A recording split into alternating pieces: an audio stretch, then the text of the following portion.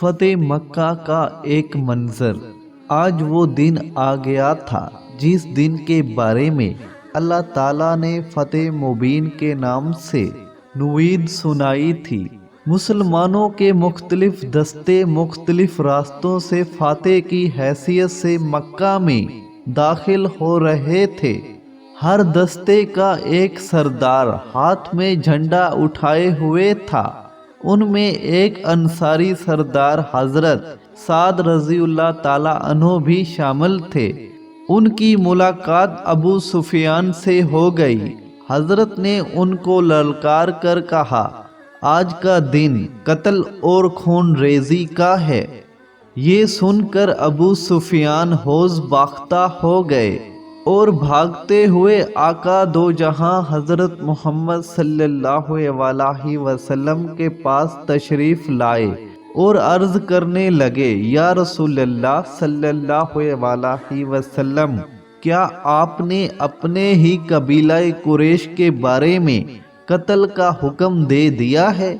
آقا دو جہاں حضرت محمد صلی اللہ علیہ وسلم نے ارشاد فرمایا، ہرگز نہیں۔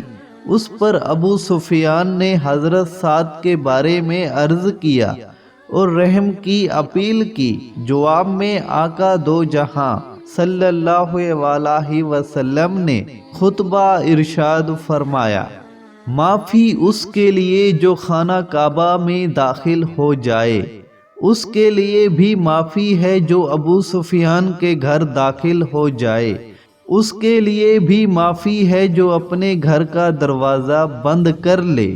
مزید آپ صلی اللہ علیہ وسلم نے فرمایا، قیدیوں کو قتل نہ کیا جائے، جو زخمی ہیں ان کو قتل نہ کیا جائے، جو بھاگ جائیں ان کا تعقب نہ کیا جائے، بچوں کو اور بوڑھے لوگوں کو قتل نہ کیا جائے، عورتوں کو قتل نہ کیا جائے۔ غرض کہ آپ صلی اللہ علیہ وسلم نے تمام دشمنان اسلام کو معاف فرما دیا۔ اس عظیم فتح کے موقع پر ابو سفیان، جس نے اسلام دشمنی میں کوئی کسر نہ اٹھائی رکھی تھی، معاف کر دیا گیا۔ حکرمہ بن ابو جہل کو معاف کر دیا گیا۔ زوجہ ابو سفیان، جس نے آپ صلی اللہ علیہ وسلم کے چچا حضرت حمزہ رضی اللہ تعالیٰ عنہ کا کلیجہ چبایا تھا، اس کو بھی معاف کر دیا گیا۔ ویشی، جس نے آپ صلی اللہ علیہ وسلم کی پیاری بیٹی حضرت زینب رضی اللہ تعالیٰ عنہا کو اپنی اونٹنی سے گرا دیا تھا، جو اسی صدمے میں فوت ہو گئی تھی، معاف فرما دیا۔ قبیلہ حزن کے 6 سردار آقا دو جہاں حضرت محمد صلی اللہ علیہ وسلم کی خدمت میں رحم کی اپیل لے کر حاضر ہوئے۔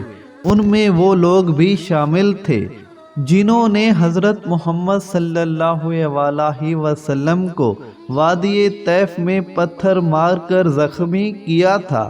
آپ صلی اللہ علیہ وسلم نے ان کو بھی معاف کر دیا۔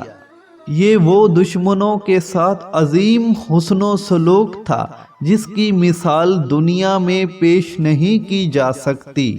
یہ صرف اور صرف اسی ہستی کا کمال ہو سکتا ہے جس کے بارے میں اللہ تعالیٰ نے فرمایا، ہم نے آپ صلی اللہ علیہ وسلم کو تمام جہانوں کے لیے رحمت بنا کر بھیجا۔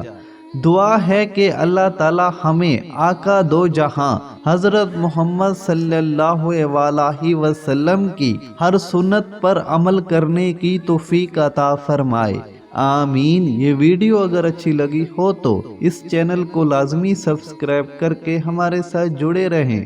شکریہ۔